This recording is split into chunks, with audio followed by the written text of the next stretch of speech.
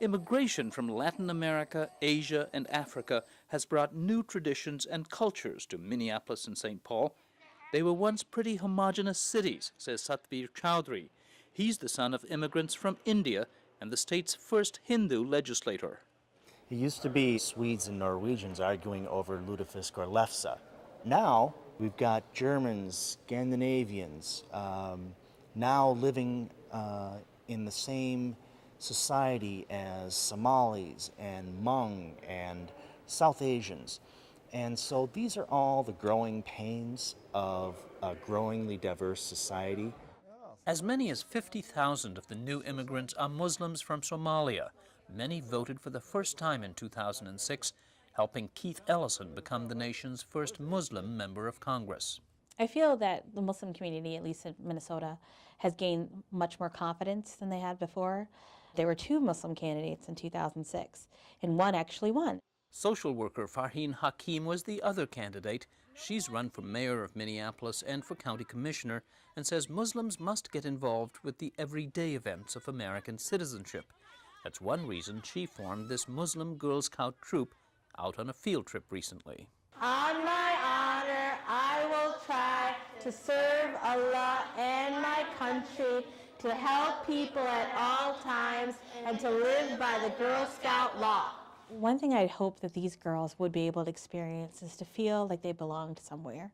I want them to go to have a good, boring American experience, but at the same time be able to enjoy the experience for what it is, not always think to themselves, like, I'm a Muslim who's doing this, I'm a Muslim who's doing that, but I'm a girl who's doing this, I'm a girl who's doing that. And I don't want them to be constantly feel that they have to be different or they are different. Alhamdulillahi Rabbil Alameen. Just how different Muslims are or should be is an ongoing debate, particularly among refugees from war-torn Somalia. Many came to this meeting seeking some answers on the Quran, on America, and how the two intersect. On both fronts, the answer, they were told, is not clear-cut. For example, Islam forbids consuming alcohol or pork, but imams differ on whether it's okay to handle them on the job. That very question had become an issue at Minneapolis-St. Paul International, an airport at its most international in the taxi line. About 3/4 of the 600 licensed drivers are Somali immigrants. Airport officials say in too many cases they've refused to take customers carrying alcohol, usually in duty-free bags, saying it's against their Islamic faith. And I believe we have 5,022 documented refusals over the last several years. It has been a serious customer service problem. The airport's Steve Wareham convinced commissioners that it was time to crack down. Drivers said the concerns were overblown. They suggested an accommodation, like one reached across town at Target. When Muslim checkout clerks refused to handle pork products, the retailer moved them to jobs away from the food section. Abdinur Dolal suggested a color-coded system to identify taxis willing to carry alcohol. A similar system already exists for cabbies willing to take smokers. Whenever someone comes out with an exposed alcohol, we give him the right, because I'm not willing to carry, but I'll look for someone who is willing to carry, and I'll call him forward to take the customer. Commissioner Bovin? Yes. Commissioner Foley?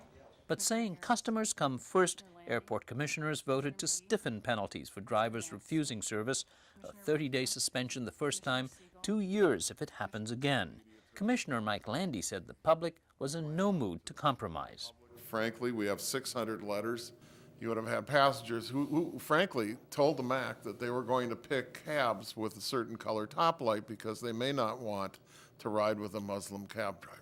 The news from the airport and Target prompted headlines and often angry words from talk radio hosts and Minneapolis Star-Tribune columnist Catherine Kirsten.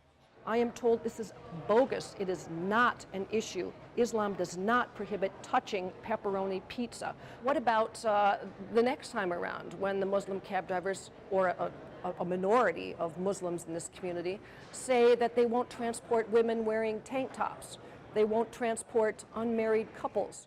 Jason Lewis, who bills himself as Mr. Right, railed against the immigrants' demands on his radio show. Take this as a sign, folks, of why the current immigration policy of open borders, why the current obsession with diversity training, with multiculturalism, is doomed to failure. But legal experts assured Somalis at this meeting they weren't the first to bring new traditions and new questions of religious freedom.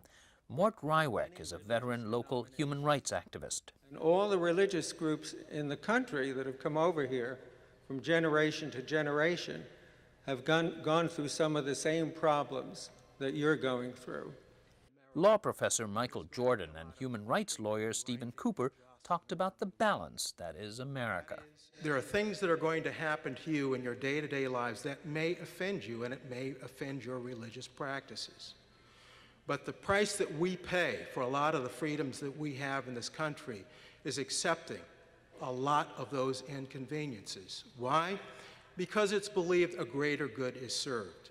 Throughout the country, there are cases and battles going on between virtually every religious group in the courts. It's always hard to come up with exactly where one person's rights end and another person's rights start, and quite often, both sides have an excellent reason for believing they're right. Imam Hawa Muse liked what he heard. We can show tolerance and accommodation for our neighbors. At the same time, we hope other communities will not be afraid to respect ours. It's a beautiful thing. I like the idea of people exercising their democratic rights and agreeing that they can live together with a few accommodations. But advocates for the airport cab drivers said they were no different from other religious minorities that are accommodated in America, like Christian pharmacists whose refusal to dispense birth control pills is protected in many states. Hassan Mohammed is a local imam.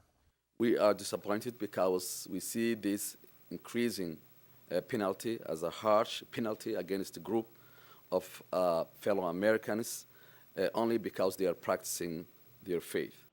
The airport's stiff new penalties will prompt some drivers to look for new work, but others say they could look for recourse in a very American way through the courts.